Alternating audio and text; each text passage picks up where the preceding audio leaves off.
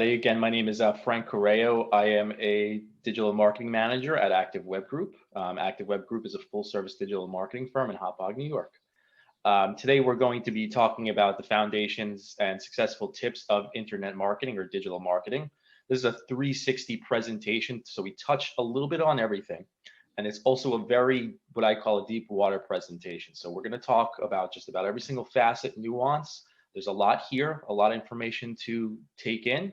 If you have any questions, again, I'll gladly answer them at the end. Okay, so in the beginning, you started out, you had traditional marketing. I call it traditional versus tangible. So tangible versus intangible marketing. Tangible marketing meaning mailers, flyers, postcards, billboards, even radio to a degree, radio and TV. Digital marketing, on the other hand, is anything you see on your computer screen, your tablet, or your mobile device. Now, traditional marketing, it has limited audiences. You get less information. The price and the cost to advertise traditionally is high. So you're paying for print, you're paying for a billboard, you're paying to get your ad in a newspaper. The communication is delayed, and of course, the scope is very limited. I have to then assume that the user is going to do something like type in www.activewebgroup.com instead of just clicking on it. So there's more of an ask on the consumer side. Versus digital marketing, it could be low cost. You could pick and choose your budget to a degree. There's a wide range of platforms or resources from email marketing, SEO, pay-per-click onwards, which we'll get into. The conversion rate can be controlled, so the consumer coming in and their ability to fill out a form or buy a product or service on your website, that can be controlled to a large extent. You have measurable and quantifiable success, which is the biggest takeaway of all this. If I send out a mailer, it might be hard to quantify or qualify my success. Whereas if I'm doing a digital marketing piece, it's a lot easier for me to calculate ROI, return on investment. Okay, so the first thing I want to talk about here is the two different sites we have. And again, we're going to crawl here before we walk. So we have a lead generation site versus an e-commerce website. And what do I mean by that is I mean goals. So when I look at my website, essentially I'm basing on goals. Filling out forms. So a lead generation site is a form submission site, essentially. Somebody who's going to request a quote, contact you for additional information on your product or service. That's measured by clicks and calls. So people clicking on your form submission, calling your phone directly, clicking on the little call now button at the top of your website. Sessions. So how many people visit your website and how many times they visit. And then we measure that all in the cost per lead. So if I have a digital marketing ad that I'm running, what I do is I calculate the spend allocation to get me the cost per lead. Now with an e-commerce site is measured the same but differently. Of course, you have form submissions and things like that, but I always say that an e-commerce site is relatively simple. It's complex on the back end, of course, and getting set up. Logistically, but the goal is the same. The goal is to get people to buy your product. There are products on your website you want them to purchase. So you're worried about things like conversion rate, shopping cart abandonment, what their average order value are, and the lifetime value of a customer on your website. So these are things you want to think about as you consider your digital approach, whether you're a lead generation site or an e-commerce website. Now, I've been talking about KPIs, which are your key performance indicators. These are measurable goals. These are measurable factors that tie into your goals. As I said, if your goal is to get people to purchase products on your website, you got to consider your KPIs, your key performance indicators. As I said earlier, that might be your average order value. So knowing your key performance indicators are important. Data. Okay, this is the biggest takeaway of the entire presentation here, and I'm going to dive deeper into it. But having measurable data is single-handedly the most important element of digital marketing. So being able to look at, quantify, and qualify the data on the back end of your website is, again, the most important part of all of this. You could readily know which platform is generating the most leads, getting you the most sales by having the appropriate data pool. Now, there are things in the data pool that you could get. There's Google Analytics, and there's also Google Tag Manager. Google Tag Manager is an extended version of Google Analytics, where I would essentially put my goals in there, and they would trigger and fire off as as a user was journeying throughout the site.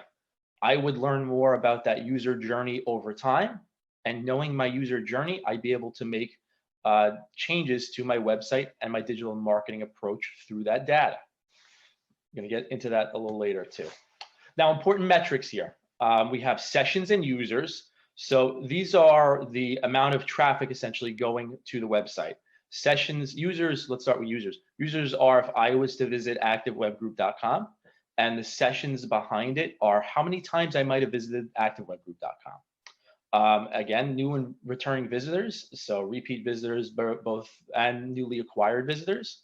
Bounce rate. So if I am to go to a website, let's say I'm to click on an ad, and this has probably happened to all of you. I'm clicking on a pay-per-click ad that I've seen in Google, or I've gotten retargeted on a different website. I clicked on that ad, and it wasn't, the information there wasn't about the ad. So it said, we are a full service landscaping company. And I clicked on the ad, and it was about planting trees. So having the appropriate information that the user is being served based on what their needs are, and based on your ad set is important. That is something that could get a high bounce rate. So people leaving your website. Average page load time. I'm going to get deeper into this, but slow sites effect has a direct correlation on both bounce rate, traffic, and rankability. Overall paid versus organic sessions. So organic meaning SEO, my search engine optimization. Who is organically going to my website based on whatever keywords or information they're placing in the search, versus paid session, which is an ad spend. So I paid 20 cents per click on the keyword Long Island SEO, for example. Top landing pages. What are your website's most relevant pages that a user is visiting? How is a user most likely going to enter your website? Are they going to go through the homepage, which is something we traditionally see? Is an about page anchored to the SERPs or the search engines, and it's being ranked and indexed above all the other pages, and that's how a user is entering the website. So knowing your top landing pages is important. If you were to run something like a pay-per-click ad and you had a specific landing page for that, I would expect to see that in your top 5 landing pages. Okay, what are channels? Channels are essentially your platforms, as I said. So before we were talking about direct mail and billboard and radio, etc. Very similar idea. So what are channels or platforms? You have your direct. That's a user going and visiting the www.com directly. So I'm in my taskbar in Google, and I'm typing in activewebgroup.com. I'm already familiar with activewebgroup.com at that point because I know the brand name and I know the URL. Organic. Organic is your SEO or your search. So that is users coming into your website through a generalized search. I'm searching for digital marketing firms, and Active Web Group came up number 1 or 2 in the SERPs, in the search engines. A paid spend, pay-per-click advertising. So this could be both on social media, but generally it's done through Google, MSN, Bing. This is putting an ad or a spend allocation behind an ad, both either in display, so it's something that's seen in the search, or a visual display ad, which I'm going to get into all that later. Social media. Social media could be organic, which again, it's just posting regularly in a certain timed interval, or it could be a paid spend allocation, but your general platforms here are Facebook, Instagram, LinkedIn, etc. Referral. So referral traffic comes from another website. And your email marketing. So I did an email blast on landscaping, and I got X users to come in through my, to visit my site from there. I had a unique landing page, and I also had a tracking code implemented into the URL itself. So these are your channels. Okay, so now when you're considering digital marketing based on your all your platforms, there's really 4 main steps here, and the whole process of it is I call it 360 because you start one place and then you loop around again. So it's really rinse and repeat. Now, the first step, as I said, is you want to assess your goals. My website is a lead generation website, not an e-commerce website, as I said. So it's a lead generation website, and I mow lawns. So my goal is to get people who have property, to get them to fill out a form so I can give them a call and try and mow their lawn. Step 2 is your digital marketing strategy. I'm going to dive further down into this. As I said, it's a big presentation, but your digital marketing strategy here are what platforms, as we previously discussed, am I going to use to obtain my goals? So I am going to write 3 pages of content a month to try to get ranked in the search engines or the SERPs. I'm also going to have an email marketing or a nurture campaign that I'm going to interject, and I'm also going to have a small pay-per-click strategy. So I'm touching each cornerstone to a degree. And that's how I'm reaching my target consumer over time. And then step 3 is the execution of that. So as I said, step 2, I assessed my goals and I said what I'm going to do. So now I'm going to get to task and I'm going to start writing that content, have that content optimized. I'm going to make sure that I'm sending out 2 cohesive emails a month. And I'm also watching my spend allocation on pay-per-click, and I'm having a proper strategy, and I'm making changes to the pay-per-click strategy and bid allocation as things progress. Now with pay-per-click, going to dive deeper here, but let's say it's the spring, summertime, people are mowing their lawns heavy, right? That also means my competition is showing up heavy. So they're spending more on ads. So do I want to spend more to acquire a user? Is it worth for me to spend 50 cents instead of 20 cents a click on lawn mowing near me as a key term? Those are things you're going to have to ask yourself based on your ROI that you're going to calculate. But step 3 here is execution of the original parameters that I set forth. And then again, after you execute, it's important to set benchmarks for success. So I like to break up tasks. You can't do 5 things 10%. It's important to do one thing 110%, move on and do the next task. So if I'm going to set 2 emails up, I want to make sure those are the best emails I possibly can do, rather than send out 5 garbage emails. And you have to give this stuff time. People think that I'm gonna rank for lawn care right away. You know, it takes time for these things. You have to be consistent about anything in life, and that includes digital marketing. And step 4 is my favorite. It's analytics and it's measurable data. As a digital marketer, having appropriate analytics and be able to measure that is important. So if I have ran all 3 or 4 campaigns for a month, we talked about email, SEO, pay-per-click, and let's throw organic social media in there for fun. I've ran all 4 of these campaigns cohesively together for 3 months now consecutively. I'm going to go look back at my quantifiable data, and I'm going to say, okay, well, my lead horse here is SEO. I see most of my users are visiting the site organically, right? So now it's just a matter of dollars and cents. Do I want to up my game with SEO, spend a couple more dollars, write more content, etc.? That's man hours. Or do I see another platform being a real workhorse for me? You may find that you're getting a lot of traffic from one channel. Like I'm getting a lot of traffic from email, but it's not converting. I could tell that based on my analytics that's set up properly in the back end of my website, right? They're not converting. However, I do notice I don't get as many users from social media, my organic social media, but the users that do visit my website are quality, they're calling, they're engaged, and they convert. So knowing and being able to analyze this data appropriately is one of the most important parts, as I said. Okay, so now we talked about all of that, getting set up for success. How do I define my goals? What kind of website do I have? And a brief overview of setting up a marketing strategy. We're going to dive deeper now into platforms.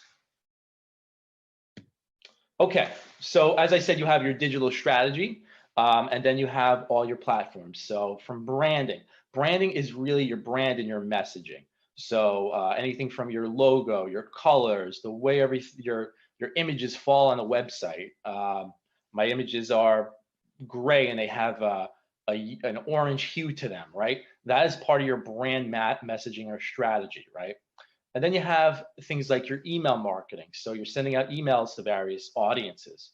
I'm sending out a thank you email automatically when someone fills out my form on the website interested in landscaping or getting their lawn mowed.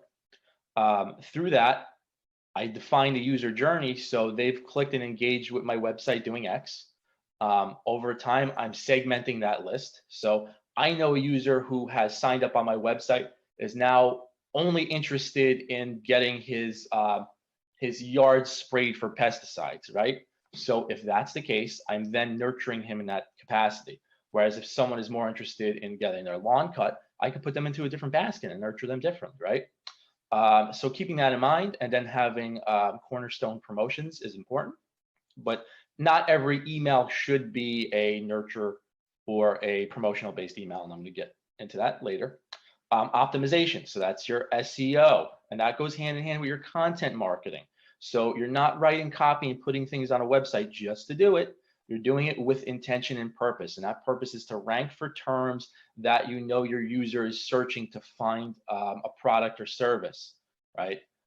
You're looking at that. You're looking at the key terms. You're seeing what ranks, what the difficulty of a key term is, and if it's feasible to get to the top of the search within X period. As I said, it's SEO. Doing all these things is not a set it and forget it proposition. You're always attacking this. This is always a strategy you're doing monthly. And it's also not something that happens overnight.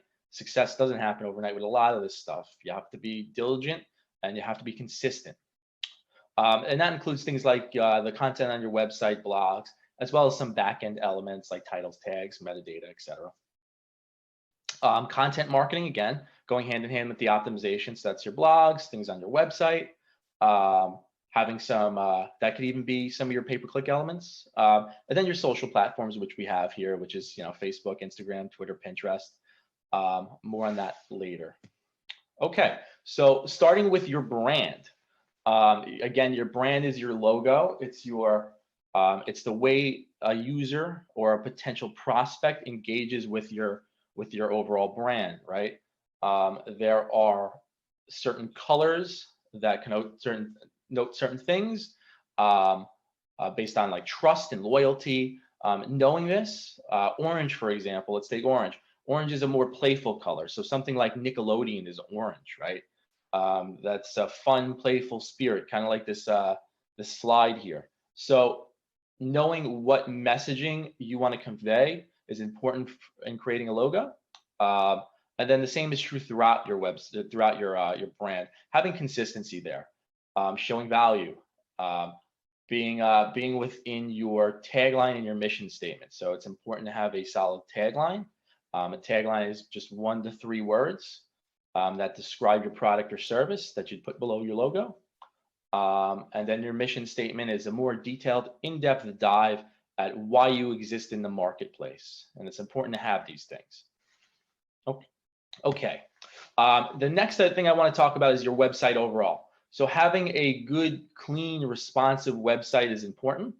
What do I mean by a responsive website? What I mean is that it looks great and it's readable on all devices across platform, whether I'm looking on a 13-inch laptop, I'm looking at a 27-inch monitor, or I'm looking at my small phone.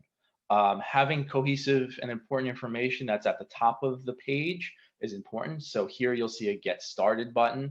You'll see important links. You might see a phone number way above up top on the website. So a user could click if they're on a mobile device and call you direct.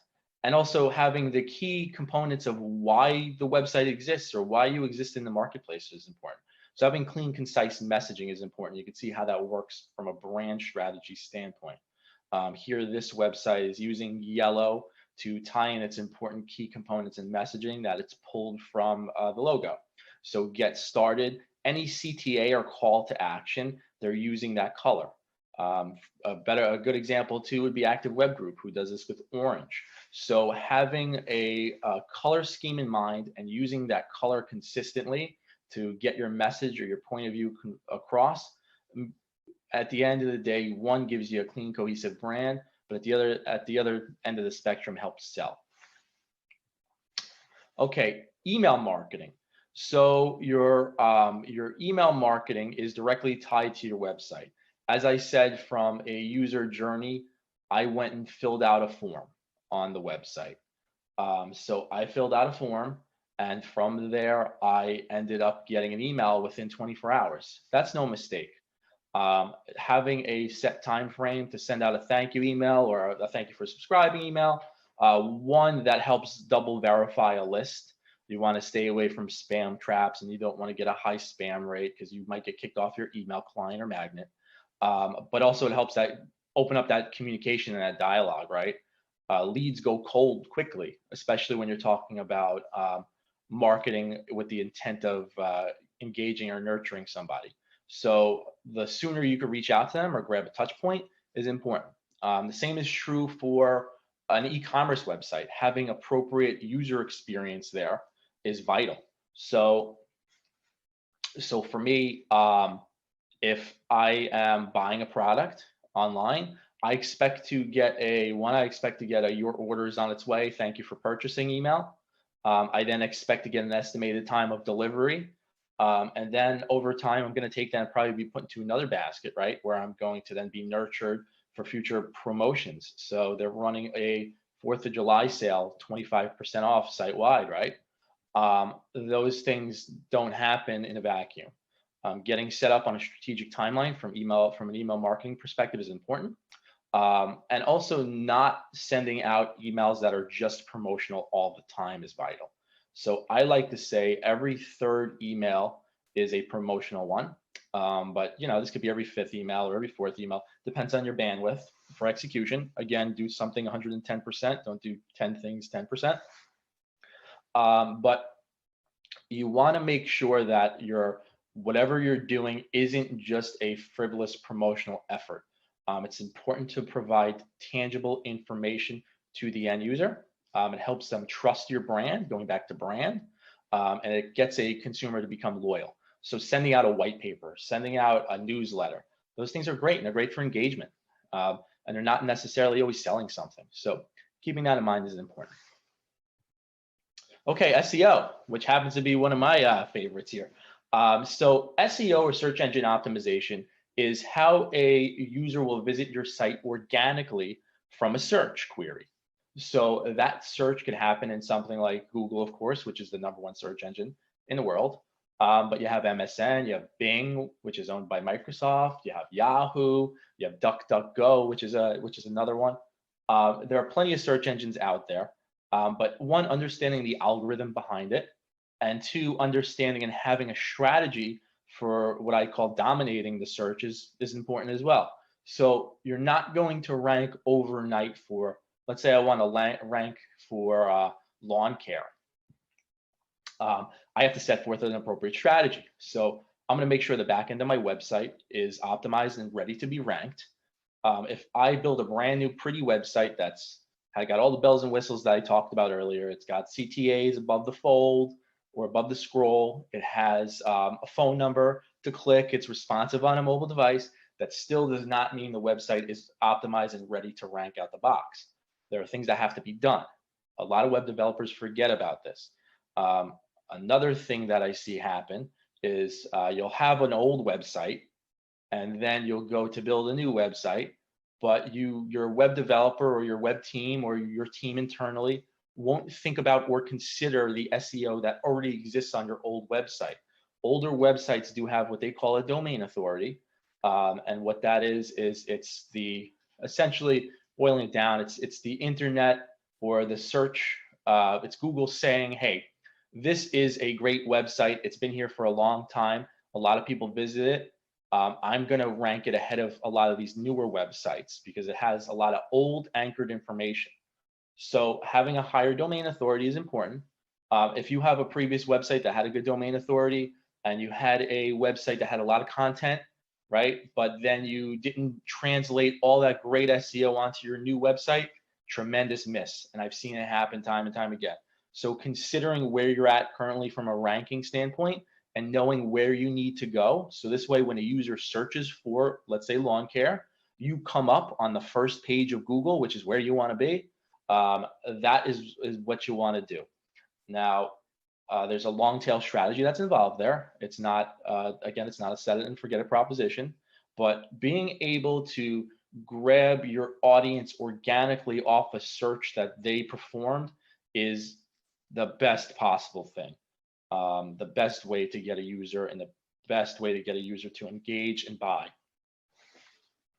Okay, now with that being said, a lot of times in my strategy here, I will say that, okay, we're not currently ranking for lawn care. We're on page 15. No one's clicking to page 15 in Google to come find me. If you're not 1, 2, or 3, or maybe somewhere on the first page, you're probably not getting clicked on, which will have a direct correlation and impact on your traffic and your bottom line. But while you're working on your strategy to rank and your content marketing, so eventually over time you can dominate the search, what I usually say is, hey, maybe you should think about a pay-per-click or a PPC allocation, a spend here. So this way you're bridging that gap, right? Here's a good example of sharetribe.com, which is a platform. Now, if you take that, you have, let's say, I'm going to put $500 a month on build a marketplace, which is a key term that I have here.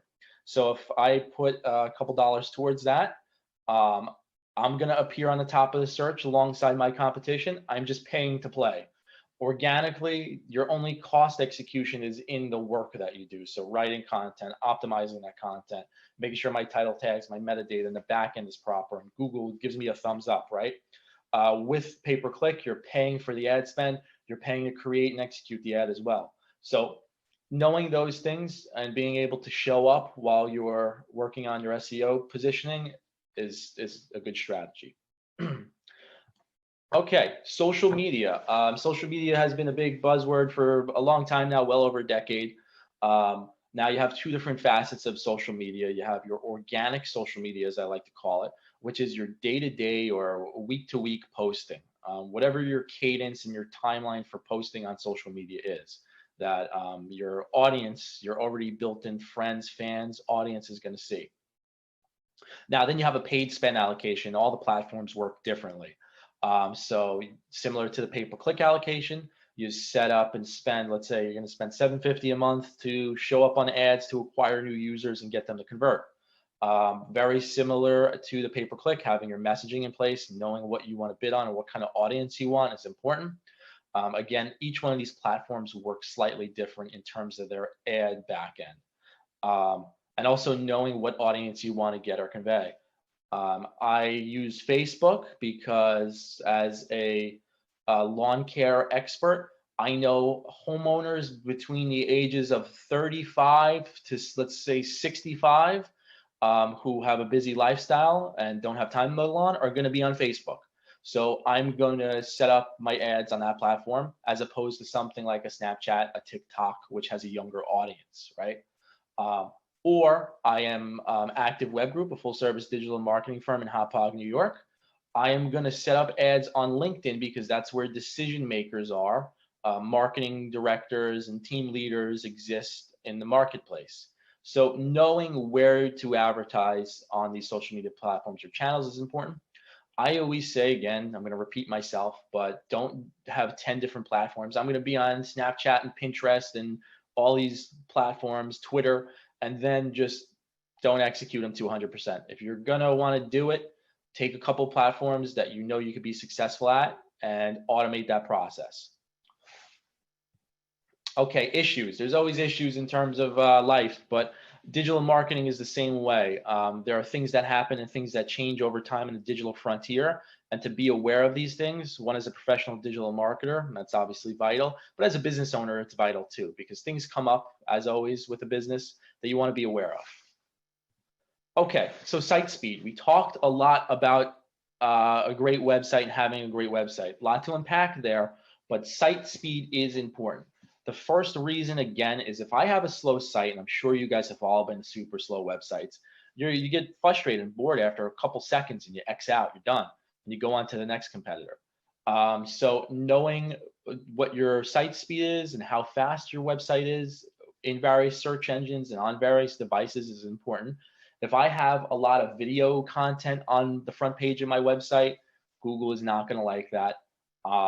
Your end user, they might engage with it, but also it might slow down and bog down your website. So knowing how a user is going to engage in your website and having understanding what your bounce rate is important. SEO has a heavy impact and correlation with site speed. Google has a mobile first index, so they consider your website first on a mobile device. If your website has, again, a lot of videos, heavy images, Google is going to say, this is not a mobile-friendly website. It's very slow. It's going to be harder for you to rank ahead of your competition if they have a better optimized site on a mobile device.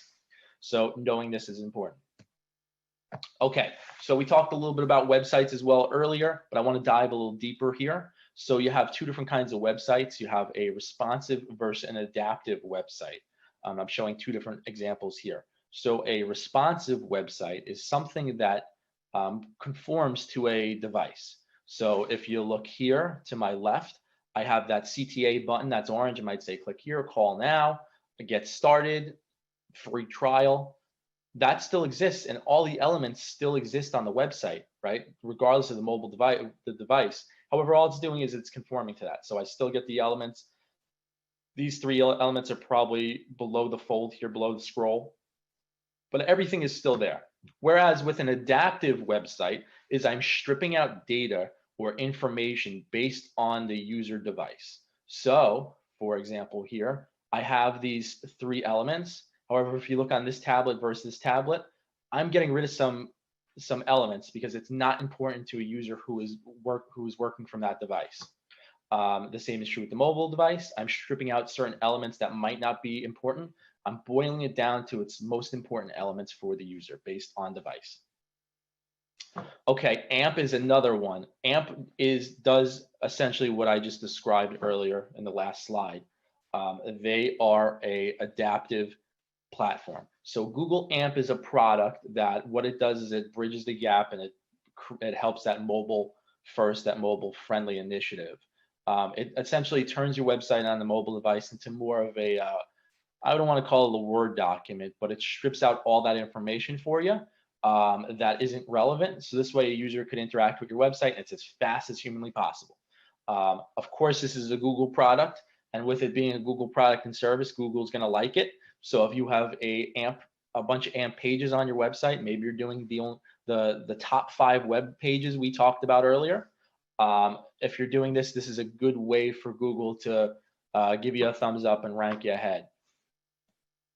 Okay, the best approach here, as I said, with all this stuff is ask questions.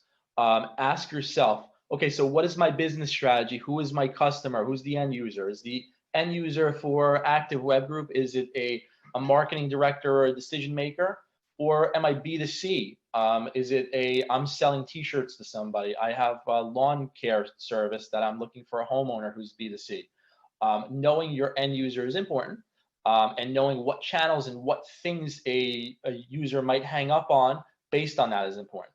So on the B2C side, if I know that I am going to have a lot of users visit on a mobile device, I want to consider the stuff I said earlier about AMP, Google AMP, having a Google AMP optimized website. Make sure my website is prim and proper on a mobile device, because that's where a lot of my users are going to come from.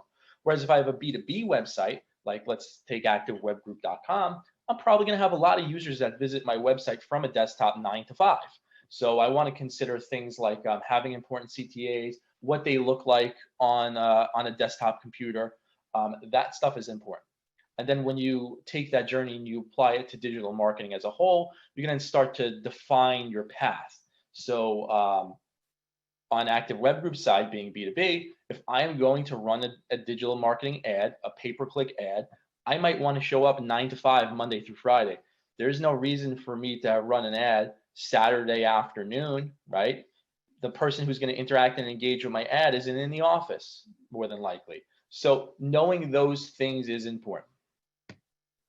Okay, Google algorithm updates. What I mean by this is Google all the time is putting out updates to the way they rank and position things. So they're doing this, behind the scenes. It's not information that's readily available. They don't say, that's it, we're posting a thing today. There's a lot of talk and speculation behind it within my industry. But they post and update things all the time that changes your ranking position. So having an expert here who knows what's going on and how to get out of it is important. Let's say my landscaping company, I was ranking number 2 for lawn care, but I didn't meet a couple of new criteria on my website that Google changed. So I got deranked and I ended up on page 15. And all of a sudden I had a big drop in traffic. That is important to know, and how to get out of that is important to know. This is a good example of some algorithms that were released a year or so ago. Every year they give these things, names. And then this shows you the drop in traffic and position that happened. This is a good example of a client we had. So they were ranking great. They got a lot of visitors to the site, but then they saw a tremendous spike in drop off. And you can see this in e-commerce goals. So having all of a sudden, I went from getting 500 products sold a day to 20. We've seen things like that happen. To I used to have 5,000 people visit my site a month. Now I only have 1,000. So being able to understand and diagnose what happened and figuring out how to get out of it is important. But when you see anomalies or dips in traffic, that could be an algorithm update. Okay, ADA. We're jumping around between web and marketing here, but ADA is your hearing and visually impaired initiative on your website. So having a website that speaks to people with certain disorders is important.